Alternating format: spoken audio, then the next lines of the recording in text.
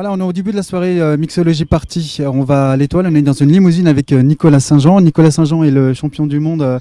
Comment on dit Freestyle bartender. freestyle bartender. T'as l'habitude de te balader comme ça en limousine aux États-Unis? Non, là, je dois remercier On The Rocks, le magazine de bar culture, pour ça. C'est un très bon événement. Je pense que c'est bien, ça rassemble ça rassemble différents esprits de l'industrie, tu vois. Le flair, la culture du flair, le bar, la culture du bar, avec la mixologie.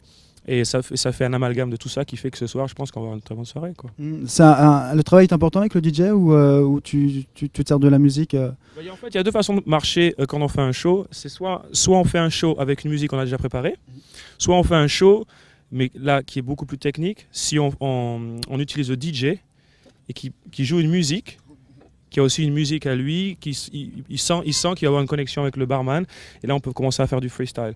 Mais l'intérêt du freestyle, c'est d'apporter de nouveaux mouvements au flair, à l'industrie du bar, que des barman mixologistes ou des barman du flair qui font du freestyle peuvent se servir dans l'avenir et le développer et comprendre l'esprit, qui est surtout ressortir son style et ses propres mouvements, sa personnalité dans ce qu'ils font, quoi. Et je pense qu'à partir de là, moi c'est ce que je développe à Londres avec Flair Motion.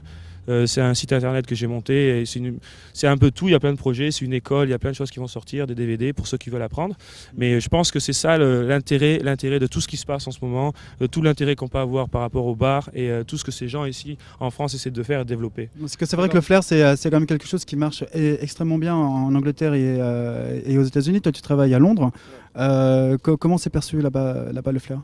Très bien, très bien. Maintenant, je pense qu'il va falloir faire attention au niveau de la direction que le flair prend et que si on veut s'associer à de grosses marques et le développer, qu'on sache comment utiliser tous ces budgets qui nous sont donnés et surtout préférencier la philosophie qui est de développer, de faire sûr que le flair ne va pas rester juste un effet de mode et que ça puisse durer plus tard aussi, pas simplement pour 5 ans.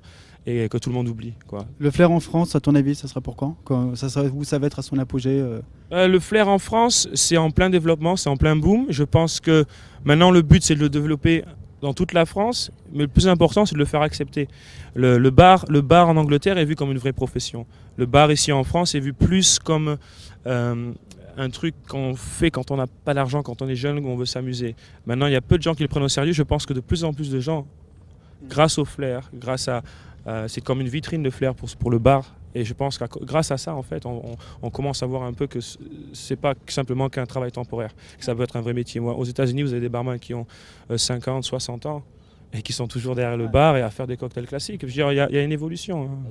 Il y a une grande différence de niveau au niveau du flair entre les bartenders US et bartenders anglais et français. Il y a une différence de style.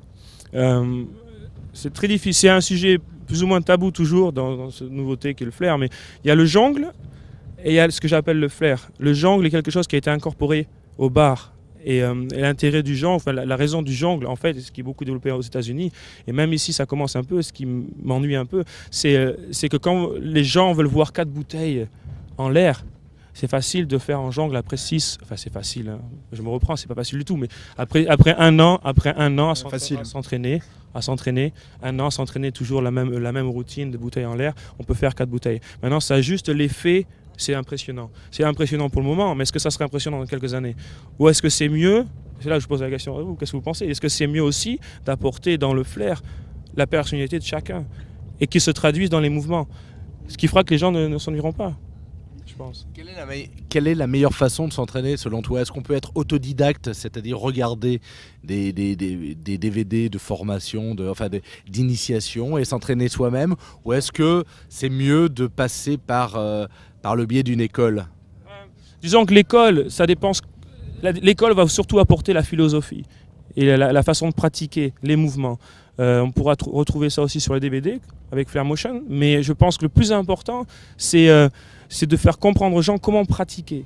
Et c'est pas le fait d'envoyer des bouteilles en l'air, c'est le fait de parler avec ses mains, de communiquer quelque chose en même temps qu'on est derrière le bar. C'est servir un cocktail en mettant toute sa personnalité et utiliser tout ce qu'il y a derrière le bar et qui appartient au bar pour servir un verre. Alors, justement, comment ça se travaille, le style? C'est justement la chose qui ne se travaille pas. Le style, c'est ce qui on est. Et c'est ça qui fait que votre flair est différent. Moi, quand je vous vois dans la rue, et je vois n'importe qui dans la rue, ils sont tous différents. alors qu'ils ne font aucun mouvement. C'est parce qu'ils sont eux-mêmes. Et je pense qu'à partir du moment où on commence à se fondre justement dans les autres, avec les autres, c'est quand on essaie d'être comme eux. Et c'est ça justement, c'est la mauvaise direction du flair. Je pense que le flair, pour se développer, il faut que les gens restent eux-mêmes. Mais la difficulté, en fait, à haut niveau, c'est que pour être soi-même, il faut pas se mentir à soi-même. Il faut le faire vraiment de A à Z. Et les mouvements de base, il faut les développer. Il ne faut pas développer des mouvements qui ont déjà existé. On peut, si on veut être très fort, mais si on veut gagner, vraiment être unique à cette façon-là, je pense que le plus important, c'est de créer des équipes dans le monde qui ont l'air de rien, les uns des autres, un peu comme dans Tekken. Vous avez différents caractères, un qui fait du kung-fu, l'autre qui fait du taekwondo, et quand vous voulez toujours jouer avec un joueur différent. Est-ce que tu as l'impression qu'aujourd'hui, le flair est aussi important que... Enfin, non, c'est pas ça. Si, c'est exactement ça, mais en fait, je vais te répondre, quoi. C'est oui, mais naturellement, oui. Le flair devrait être aussi important que la mixologie parce que ça fait partie du bar. Ouais. Le flair, quand tu flaires, c'est quand tu es toi-même. Ouais. Toi, tu te sens aussi important qu'un DJ dans une soirée? À ce niveau-là, non. On va laisser tomber le côté star, machin et tout ça. Mais toi, est-ce que tu t'es dit une fois, putain, je suis aussi important que le DJ qui est là, quoi? Ouais, c'est complètement différent. Hein. Ouais. C'est complètement différent. Le DJ, c'est quand même incontournable. Oui, c'est...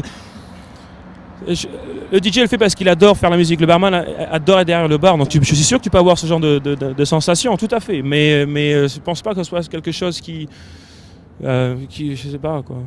Non, oui c'est bien, c'est bien. Le plus important, c'est modeste en plus. Non, le plus important c'est de faire plaisir aux gens. Quand les gens sont heureux, t'es heureux. Est-ce que tu penses que ce genre de soirée, bon, on est qu'au début, on sait pas comment ça va se passer, mais on imagine que ça va se passer terrible. Est-ce que tu penses que ce genre de soirée est exportable et qu'on peut faire une soirée mixologie party quelque part à Londres, quelque part à Amsterdam, quelque part... Est-ce qu'on pourrait développer ça ensemble? Déjà, c'est un projet, je pense. Ouais. Ça serait bien que ce soit un petit bébé, quoi. Mais tout à fait. Mais je pense qu'en fait, ça peut se faire dans la façon dont c'est fait et avec les gens avec qui on s'entoure. Et créer un climat de confiance entre différents partenaires, c'est quelque chose de délicat et à prendre avec soin. De la même façon, quand tu rencontres une femme pour la première fois, tu prends soin si c'est la bonne, comme on dit. Mais c'est la même chose, quoi. Il y a un autre bébé, il y a un magazine, On The Rocks, on en parlait tout à l'heure. Il faudrait que tu le prennes quand même, que tu sois avec lui devant la caméra. Très bon magazine, excellent magazine. Tu l'as parcouru, t'en penses quoi de ce magazine concrètement? C'est de la balle, hein. C'est bien de pouvoir parler un peu de ce qui va pas. Tu as eu le temps de Ouais, j'ai reçu la copie et tout, à Londres et tout. Ouais. C'est bien, j'ai adoré la première page, quoi. C'est bien d'expliquer les problèmes qu'il y a en France et de voir tout ce qu'il faut changer maintenant. Et c'est bien aussi de voir que ça fait réveiller des marques d'alcool. J'ai vu qu'en Angleterre, ils ont décidé de fermer les établissements maintenant plus tard. Ouais. C'est-à-dire les pubs où... Avant, ça fermait à 11h, je crois. Ouais. Et là, c'est passé cette semaine. Et c'est 6h du matin. Ouais, c'est terrible. Hein, pour ceux... En fait, je pense que ça va pas changer grand-chose. Les gens qui finissent le boulot... C'est dans leur culture, les Anglais, ils boivent. Ils boivent tôt dans l'après-midi. Ils sont pas axés sur la bière parce que... Oui, ils boivent beaucoup de bière, mais le fait que ça ferme à 6-7 heures du matin, la chose que ça va changer, ce sont les gens, les touristes vont être plus attirés par le monde de la nuit. Donc ça va être quelque chose à développer.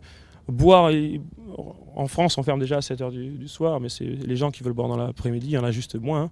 En France, ils boivent dans l'après-midi. Hein. C'est juste une culture, c'est vraiment difficile à comprendre. Moi, ça fait 8 ans que j'habite à Londres.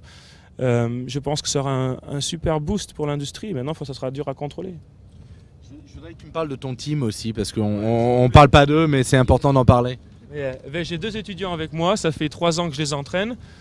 Il s'appelle, il y en a un qui vient d'Allemagne, c'est Florian Buren. Voilà, ça même. Et ça, c'est Ilias Koussis, il est de Grèce. Et bon, Florian, ça fait 3 ans que je l'entraîne, il va bientôt sortir. On est en train de lui chercher une compétition pour voir où il peut faire un peu de compétition. Il a beaucoup développé l'esprit Flair Motion, qui est d'apporter un vent nouveau au flair et essayer des choses qui sont un peu nouvelles et qui peut-être on peut critiquer peut-être au niveau du style et tout ça, mais moi je pense que tous les grands sont toujours critiqués au début avec leur style parce que justement ils font une différence. Je pense qu'il faut juste qu'on y croit, mais avec passion. Faut pas qu'on le fasse parce qu'il y a des thunes à se faire. Faut qu'on le fasse parce qu'on a envie d'y être encore dans 20 ans et d'en profiter et d'en faire profiter aux jeunes. Je pense, quoi. Bon, la magie de la télé fait que dans quelques secondes, on va se retrouver à l'Étoile. Tu seras en train de taffer. Hein. Ouais, ce qui est bien de pouvoir se déplacer comme ça d'un club à l'autre, c'est qu'on peut toujours compter sur de bons services, quoi. Et les limousines, c'est super, quoi. American Limousine ici, enfin, particulièrement à Paris, quoi. Il est bon, hein. C'est très bien. Qu'est-ce que tu prends comme lessive? Ben en fait, Ariel, ça veut le faire maintenant. Il faut voir à quel point c'est blanc. Parce qu'il y a... Et dans ton frigo, alors, quels sont les produits de ton... Il y a Red Bull. Red Bull, c'est un de mes sponsors hyper important. Merci les gars. Alors ouais, je suis sponsorisé aussi à Londres. Tu vas me faire engueuler. Bonjour, je m'appelle Bloc-Notes. Non, hyper important, hyper important. Donc on remercie Red Bull, American Limousine, l'Étoile, Laurent Lepape, On The Rocks, Johan et la mère Michel, ouais. Et puis maintenant. Mon équipe, Florian et Ilias, qui sont venus ici spécialement à Paris, quoi, pour montrer un peu le flair à Londres, l'esprit Flair Motion. Flair Motion Forever. On va à l'Étoile maintenant.